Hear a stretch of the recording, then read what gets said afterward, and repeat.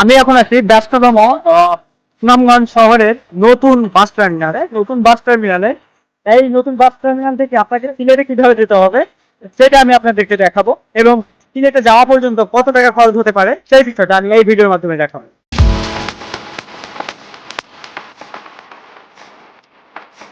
যাচ্ছি কিনা এখানে নতুন বাস টার্মিনাল থেকে আমি 200 টাকা দিয়ে টিকিট কাটছি।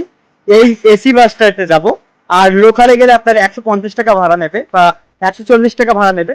আপনাকে লোকাল এখান থেকে যেতে হবে। মূলত আমি এই বাসটায় যাব।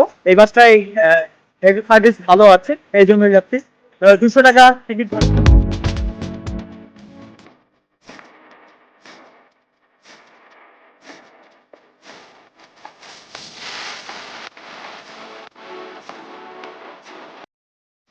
A3 একেবারে লাস্টের সিট।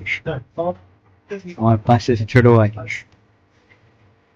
যাচ্ছি, কয় ঘন্টা সময় লাগে দেখি।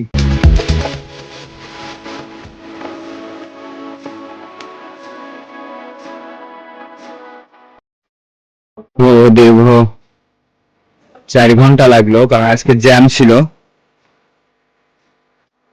এখন বর্তমানে সিলেটে নামছি, কোথায় নামছি সেটা দেখাবো। তো বাসের থেকে নামলাম। আপনাদেরকে একটু বলে রাখি। এটা কোন জায়গা ভাই? Kumargaon bus stand. Kumargaon bus স্ট্যান্ডে আমাকে নামাই দিল। আমি 200 টাকা দিয়ে যাচ্ছি। আর এখন কুমারগাঁও বাস স্ট্যান্ডে আছি। এখান থেকে মূলত কোথায় যেতে হবে বা সিলেট শহরে থাকতে পারবো কিনা, আমার যেহেতু আমার বাসার দিকে চলে যেতে হবে, যেহেতু আজকে সিলেটের আকাশটা বেশ বেশ চমৎকার।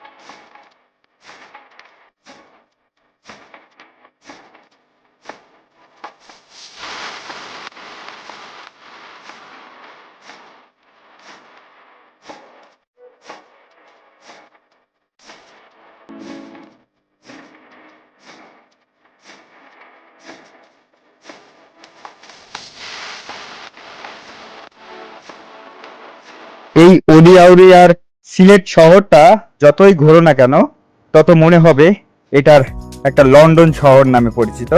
তো এই শহরে যখন ঢুকলাম তখন এই মোড়টি ছিল আমার শেষ জায়গা।